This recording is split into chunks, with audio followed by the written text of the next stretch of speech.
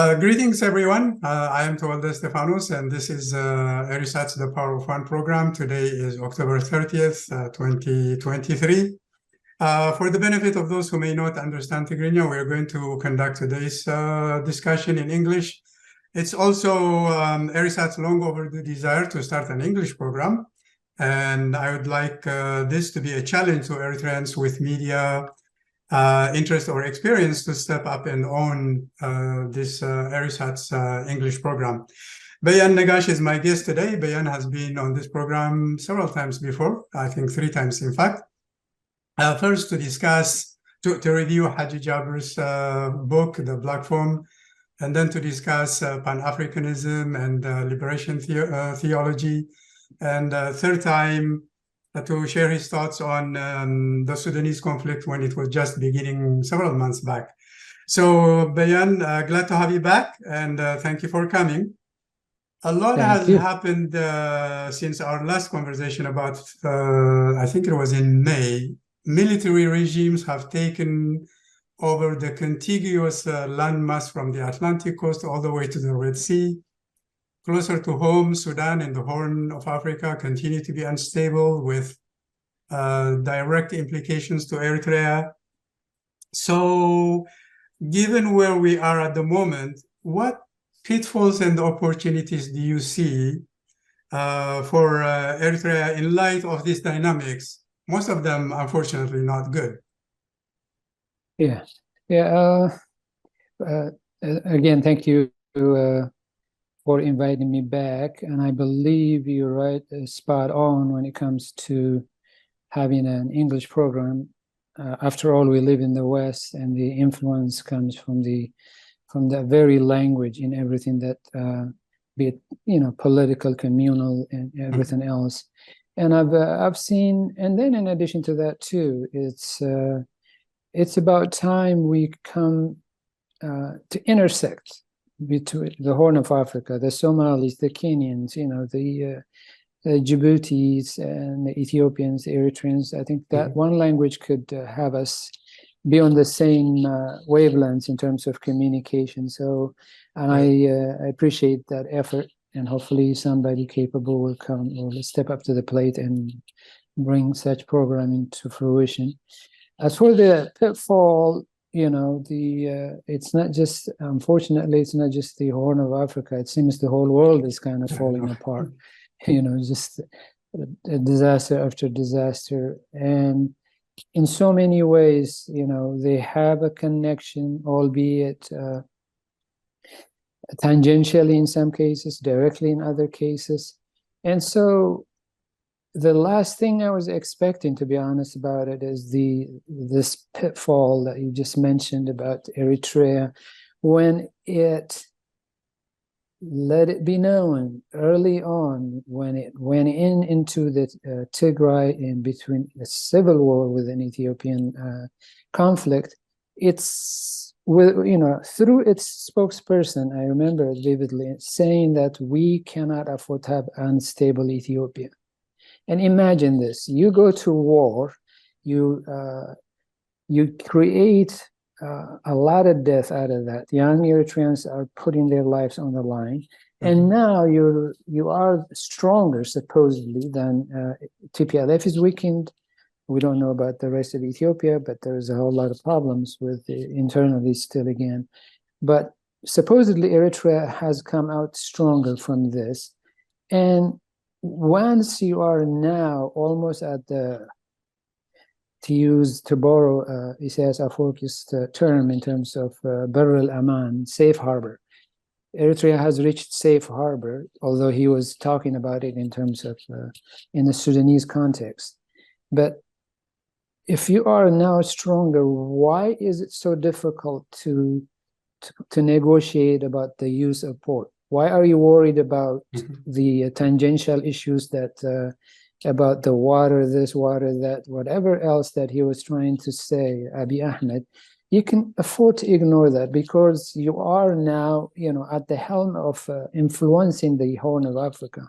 How can you not look that aside and strengthen Ethiopia in terms of the reputation or his integrity, Abiy's trying to contain all that, stuff that are falling apart.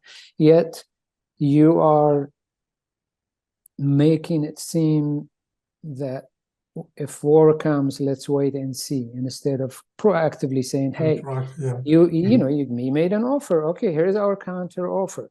Djibouti answered, Somali answered. Why can't you use that as a stepping stone to say, we need more than just this trade, that trade. We expect the three investment offers that Abiy Ahmed made. Use that as a jumping off point to make your counter offer. But that's not what we're seeing with our Eritrea. This quiet, silence, 2-paragraph answer. This doesn't serve the Eritreans well. So the pitfall has its opportunities. I'd rather focus on the opportunities that are being missed. Abiy Ahmed mentioned Alula Haile Selassie just to trigger anger out of Eritreans or whoever else was hurt by those two leaders or kings, if you will. And then you have now the Eritrean public had their chance. I mean, 3 months before, what was it, in 2018 when they made the peace accord between the two of them, and that's another issue. It wasn't made institutionally, it was made individually between the two leaders. Same problem with Meles, same problem we're repeating now. And so those are the things that the Eritrean government really, really needs to look at this and say, this Eritreans deserve a chance to live in peace. I think the reputation of the regime for the last 32 years has been not to take advantage of opportunities. It's more in terms of sowing discord in the area. But the public has not been very demanding either, which leads me to my next question.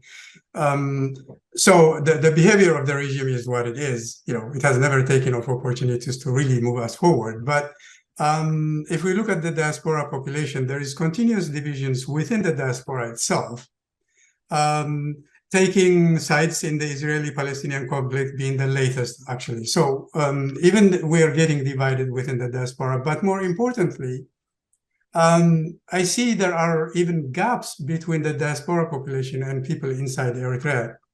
Of course, people inside Eritrea do not have the conditions to express themselves freely, so it's very hard to know what they feel. But do you feel there is a common understanding between the two communities, diaspora and people inside Eritrea, in terms as what the real problem is and what the solutions to those problems ought to be? Right. So I think the lack of our focus in terms of those of us who are outside, who can afford to keep focused on certain areas, and our aim should be internally focused. How does an Eritrean government make the necessary changes? So many opportunities, as you mentioned, have passed, and so in this case now, after this last war, it had ample opportunity to make the changes. But what did it give us? It's the first year they sent us Awal Saeed with his bombastic message telling us, I have a big news for you. And then he ends up bringing 3 media personalities into the celebration, and that's big thing that you're making a concession for. That's not what we want. The people outside are not the ones that are hurting. We're okay. We live life as it needs to be lived, albeit outside the country. We ache and want to go back home, but that's a whole different level of a problem to deal with. But if we focus, what would Eritreans want? What does the country need? And based on that, if we focus our aim and kind of channel it that way, I think we would have a better answer. The problem is, you've seen the trade-off now. When Abiy and Isaias were in 2018, we've seen Ethiopian flags everywhere, right? Eritreans putting them, wrapping around their And then now the opposition is saying, Abiy Ahmed, if you just give us a call, we'll be right there in Addis Ababa the next day. I mean, this tells you right there, we have no interest in wanting change inside Eritrea for the sake of Eritreans, but for our own political end. How do I get into that helm of power? If that's the case, as Dr. Awad, to your credit, you were defending him on your analysis of the interview he did, in which the public inside Eritrea, through his connections, as well as through the hostess connections, were saying, if this is what we are seeing, we don't want to have anything to do with you. There's nothing major message than that. And then for that, and he is, Dr. Awad was saying, that's the message we're hearing from the Eritrean people. And that you need to listen to and adjust your strategy based on that. In addition to that also, but they don't want to hear that. He was saying, these are our kids, these are our brothers, our sisters who are hurting outside the Eritrea. And we need to embrace them. We need to find a solution for the problems that they're facing. What more do you want from an educated person to tell you? More, the problem we have is this idea of, how does it go? Integrating Naimuhur Dom Corridor or something. Just the idea of what the heck is the term in English? I haven't forgot. The useful idiots, right? So you're educated, but you're serving, as you were just in your last piece also mentioning the role uneducated people like what's his name? Gideon, Dr. Gideon, and others are playing. And so on both ends, we are not really having a heartfelt interest towards the public. And that's hence our problem. And the disconnect is there. Right. If that is going to intersect, then feel the pain that the public is feeling inside Eritrea. Put yourself in their shoes. And what would I do if I were in their shoes? And that, based on that is what you will come out and say, we want the change that needs to be made. And that's what essentially we should be asking. We are in safe harbor. It's about time you slash this, you do this, you do that, and, demand certain things. But we're not seeing that. I think that's where the disconnect is. On the good news side, there are occasionally people of goodwill who come by and do various great things to basically change the conversation. I remember during one of our one of our conversations, you mentioned the Kuwaiti who was raised by an Eritrean caregiver and wanted to do something good for Eritrea right after independence. Tell us more about that. Right. So it's the Kuwaiti part. Before independence, they played a huge role in terms of helping Eritrean struggle, and they stood with us all along. And then soon after independence, they went to Massawa and tried to put electrical grid and things of that nature. And to their credit, to my knowledge, Massawa does not have electrical problem as the other parts of Eritrea. But what I was mentioning was Walid ibn Talal. In that family is a rich family, influential family. The son was raised by the caretaker, happened to be Eritrean. So he saw himself as an Eritrean because she literally raised him, or however many they were. And so after independence, in fact, Isaias approached him personally. And that was kind of made it even much of a burden for him. He said, I had a plan to go, but since it's coming from a president, I'll go. And he decided to go. He went without a visa, and he told them, hey, I'm an Eritrean, I don't need a visa. And he went in, he was received well.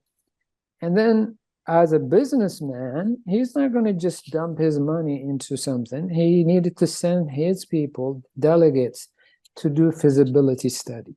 Right. And when they went into Eritrea, the mood had already changed. They just didn't give them any chance to do what needed to be done in order for them to invest. And so that fell apart. So our history has been since 1991. Every goodwilling person that you mentioned, or entities that come to Eritrea, they return disappointed. They pack up and leave. Some in months later, some years later, but in the end, it just was made next to impossible for them to thrive. And that is essentially what needs to change. And I believe the Nigerian base, it is now since passed, but Ahmed Idris, also Eritrean, he tried to build a hospital. And Wodblata was I heard this from Wodblata telling the story. Mhm. And the Eritrean government wanted the money in order for it to decide what to do with it, not him personally. And so the disagreement and the plan fell apart. So there were so many, and with the Vaccaro, I'm sure you remember this one too. What? Italians wanted to build a hospital, and at the last minute, it just fell apart. ISAS deciding that they found somebody else that was going to build a hospital and a hotel. Neither that nor the other, nothing happened. Mm-hmm. So go figure. This is a pattern that is really have been hampering Eritrea's progress hugely. Yeah. I mean, like you mentioned, the regime doesn't seem to have a development, path for Eritrea. In fact, one of the bad things that the regime continuously does is it demands the cash from those individuals who want to do something instead of letting them, do the projects. Of course, as the government of the country, it has the responsibility to make sure that those individuals also are accountable, are also building things to certain standards, especially if they're building hospitals and things like that. Right. But the regime itself has not been accountable or transparent either. And because of that, those people of goodwill are not willing to give it the cash because it's not transparent. So at the end of the day, net, nothing gets done. The government doesn't get the cash. The people of goodwill don't do the things that need to be built for the service of the Eritrean people. So we have 32 years history of this. The regime is not going to change. So how do you think this spirit can be reignited again in a way that will put Eritrea in a development path? The Kuwaiti example, the Eritrean who was living in Nigeria, and many others. Yeah. Now that enthusiasm has been killed. So how can it be reignited to put us back into the right track, so to speak? Yeah. This is really a tough question, and the way I see is it's just the old habits die hard, and the older generation of Eritreans, if they don't pass the baton to the younger ones, I just don't see a good path that is going to change, because they are intervening at every turn, making it difficult for Eritreans to breathe a sigh of relief. And we give you a little window of opportunity to breathe, but then either it ends up in not only demolishing whatever it is, if it's suppress freedom, and the people who were freely communicating their ideas were nowhere to be seen now. And so what I see in this one is, I'll give you an example how where old habits are, how they die hard. Just on the 28th, Brigadier General, an Eritrean, passed away. They did a burial ceremony, and on Hadas Eritrea, on Eritrea Haditha, and on Shabayt.com, there were images. Images you see, they've been the collage of images. In it, you see Isaias walking. And then the Eritrea TV did something that really put everything to focus. Once they did the optics of the visual medium, you don't see Isaias anywhere, but yet they were showing the still image. And what this tells me is, the old style of socialism, whatever. If the leader cannot make it, you create some collage of images as if he was there. What for are you doing this? Why can't you say Isaias he can't make it today, and somebody else send a delegate? So even to that extent, that mindset has not changed. I mean, this is just 2 days ago. And so I don't, they're just going on automatic. It's just the things are running the way they were run, as if they were in godly years, in the revolutionary years. There is no accountability to institutional way of doing things. And so we are going to face a huge problem unless they pass. And incidentally, the same had happened to Haile Selassie partially. When when the Asrata Casa and others were kind of pushing him to pass the baton to his son, he didn't want to do it. And then the war, the 1973 war came, and he stood with Israel instead. I mean, with the Arabs instead with Israel. And Israel had huge influence. What do? They squeezed him economically, and he couldn't pay. The police needed to be paid. The government workers. So demonstration after demonstration created havoc. And that's what we don't want to see in Eritrea. While you are in power, make that transition, for crying out loud. Make that transition. Make it safely, make it gradually, and so that you will have some semblance of order, security. What you see, what you mentioned, Sudan. What you saw in Sudan. We are no different. What we see in Ethiopia, we are no different. It's just the one leader is holding it, having a chokehold of the population. Once that is let go, especially by force, then good luck trying to contain it. That's it.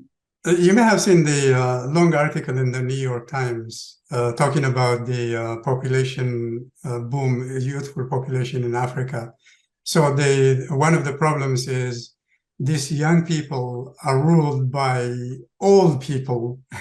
He brings the example of Cameroon, 90-year-old who has been there forever. Isaias is almost getting there.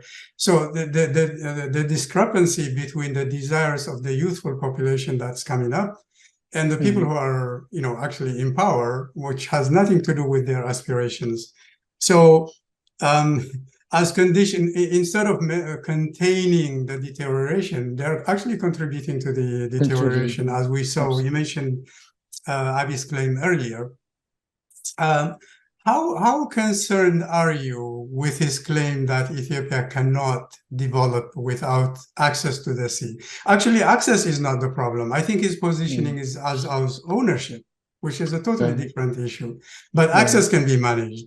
So are we getting ready for another shooting war? God forbid, Yeah. I think there's a little WhatsApp group in which I was telling them, this is something somebody was saying, let's do something in terms of going out there, defending our country and blah, blah. Oh, wait a minute. We need to look inside. Our focus should be geared towards inside Eritrea. What are we doing domestically? If you don't have a stable system inside domestically, you're not going to have, look at the United States. It's because all these institutions, domestic, what do they say? All politics is local. So you start locally. If you have a stable economic system, or a domestically a country is solidly on the solid ground, then you'll be less likely to jump from one war to another. And so God knows what Abi's motive was. I never saw that coming the way it did. I mean, but then again, what do we know? What was their agreements in 2018? What did has he reneged our Isaias? He's known to do that. How many people came to the port and left packing Asa port and this place and that place? And so the pattern we were talking about, even at a personal level, or, they come in and they go out, and he changes his mind. If you're going to depend on the mood of someone without anything seemingly a pattern of doing things, then you will always encounter this kind of problems. And the disaster that we saw with Medless is nothing less than that.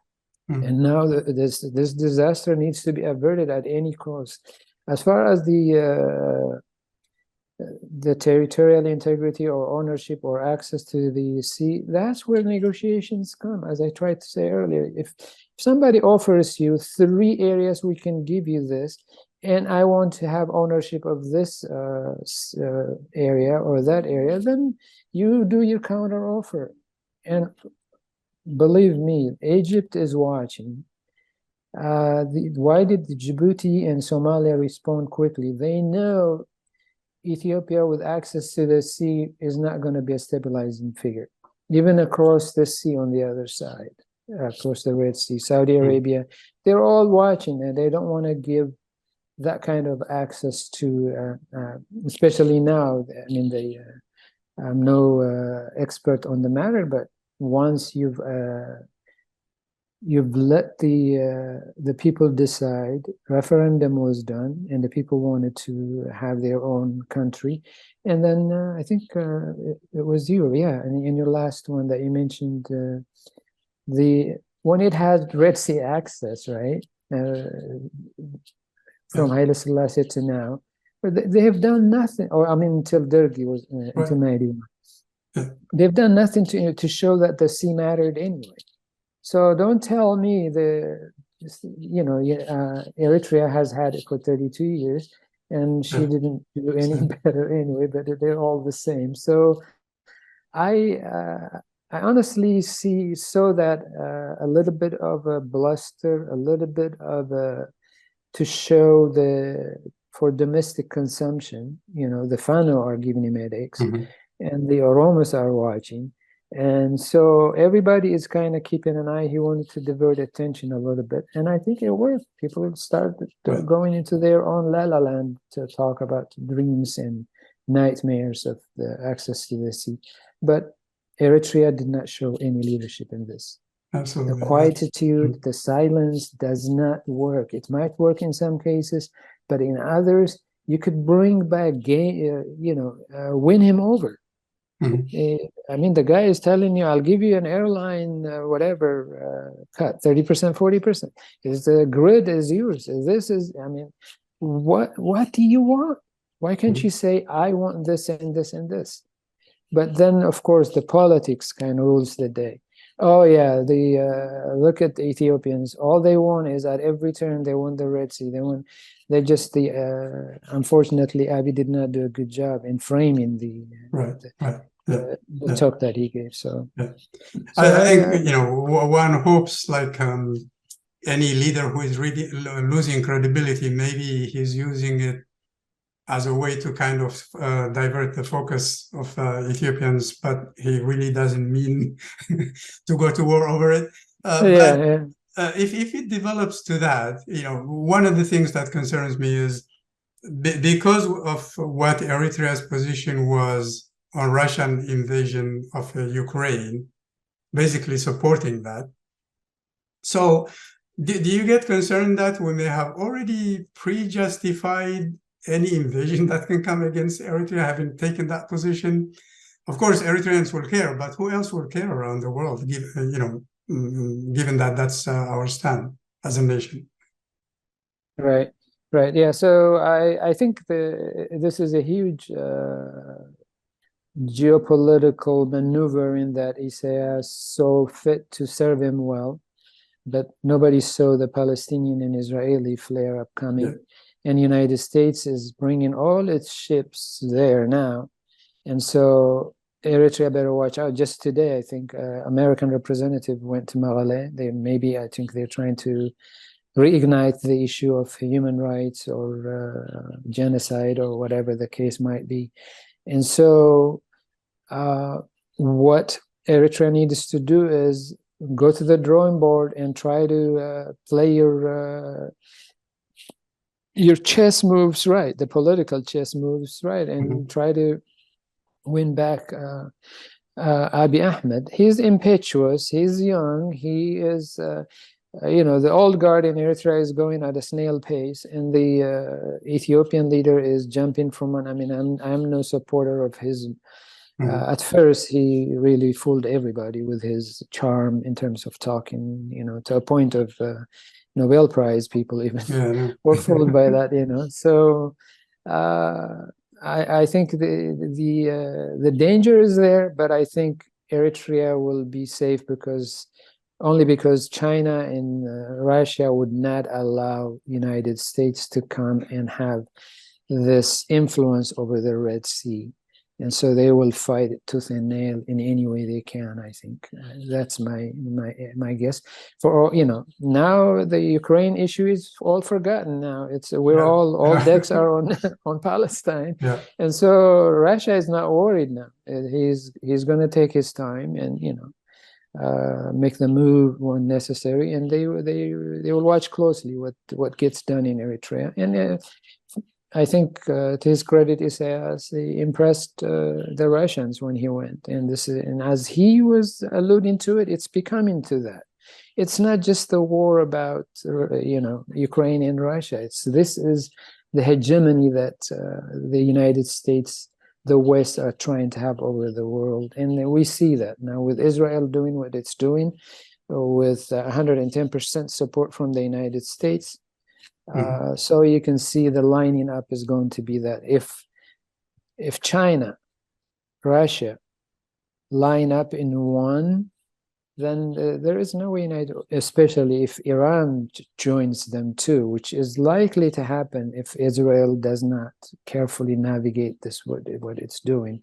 And incidentally, a document just came out in Al-Ahram, Egyptian newspaper, in which they found what the plan was: to empty Gaza, put them in the Sinai, and create a tent city there, and so that they will never return. The Palestinians not to return, and then what likely will happen is the Nile, the water is going to come from that for them, for the Palestinians, if they settle in the tent city.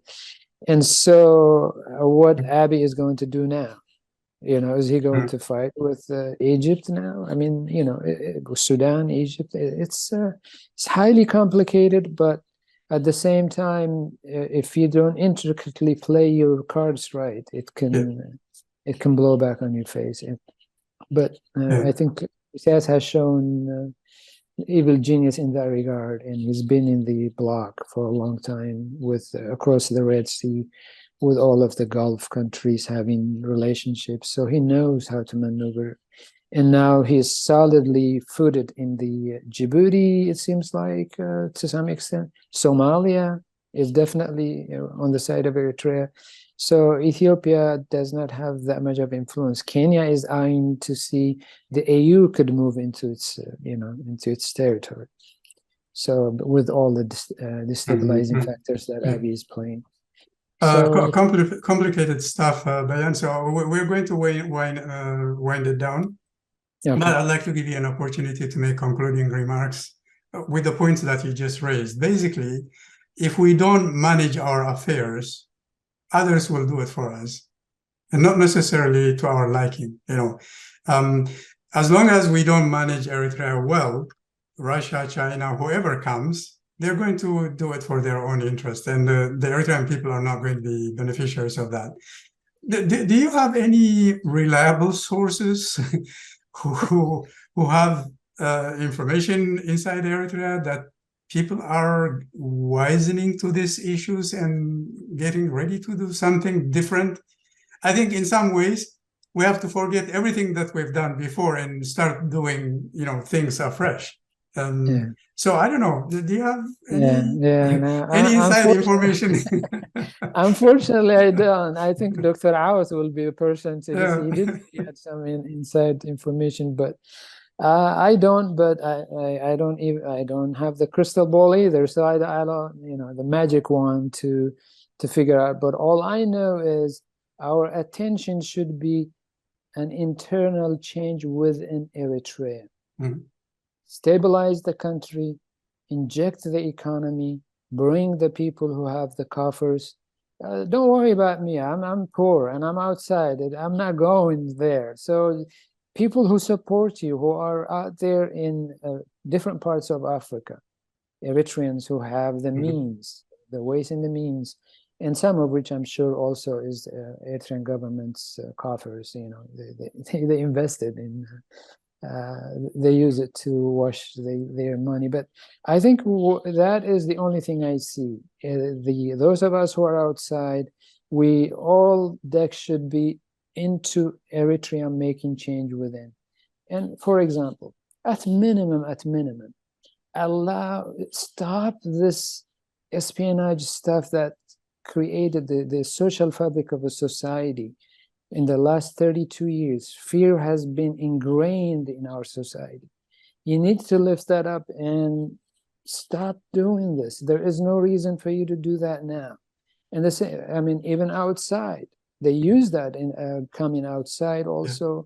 They use fear factor, blackmailing into either having you disappear into the oblivion, or at worst having you become part of their mouthpiece to speak on their behalf. And so that needs to stop. If you want to see change in Eritrea, those who are outside need to be comfortably sharing their ideas as we are doing. I am not saying I want to come there and have a place, a place. I just want to see Eritrean people have a chance to live in peace. Have that peace a chance. Have them thrive. They've proven that they can do that anywhere they went. They're absolutely are capable in doing that inside Eritrea.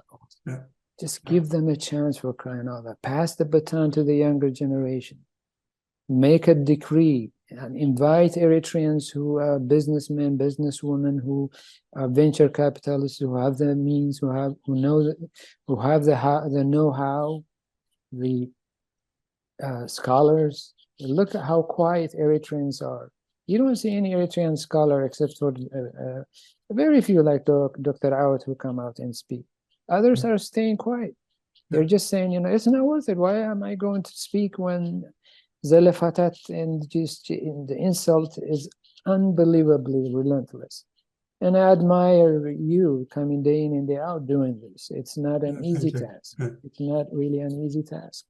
And every time I think about that, it crosses my mind to do something like that. But man, I see George Drar every day coming out, trying to do his best to educate, so that at least elevate the discussion into the level where it should be. Not let the downtrodden decide on what should be how the Eritrean trajectory is defined politically, socially, and whatever else. So that's unfortunately I don't have the neither the crystal ball nor the inside information to share. I think unfortunately what we have lost sight of is Eritrea is a small country of maybe 5 million people at that. But it has enough resources, to go for 50 million people, which we haven't tapped yet. So if we can just refocus our attention to that and forget this, conspiracy theories, then we'll be somewhere. So thanks, Beyan. We'll end today. But before we close, for our audience, please share your thoughts on how you think Erisat is doing, what's going well, what needs improvement. You can send us email to info@erisat.org. Also, Erisat depends on your support to continue its programs. Please donate whatever you can by going to the Erisat website, erisat.org. No amount is too small. So do your best, and we'll try to do our best. Beyan, thank you very much. And then until we meet next time, good day. My pleasure. Thank you. As usual, I appreciate your candid discussions. من قد عدنا سدني قوة بسعك ولا قول سنتيحك بحر تصنبرني كما ينعين لبوس من هيو كن ريو بريو ورقوات نعيو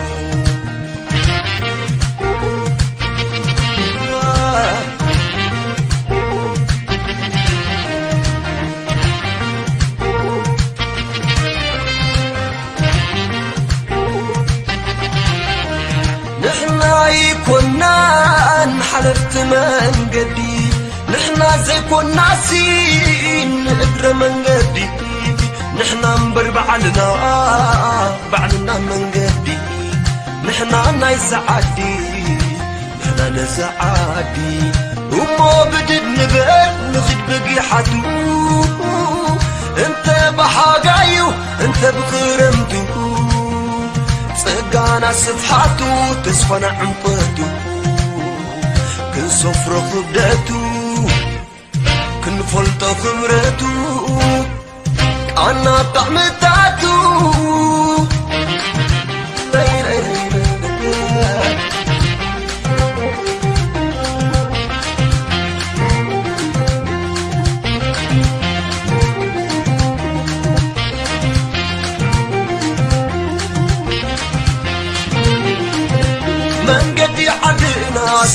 سدنا من قدي عدنا سدنا كلام زي حلفو برع زي تنكفو بإنا خنصحفو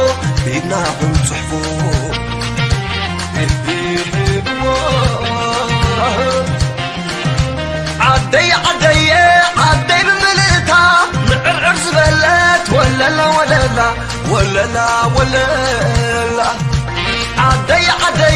عدي مدر بحرا معرعر زبلت ولا لا معرعر زبلت ولا لا معرعر زبلت ولا لا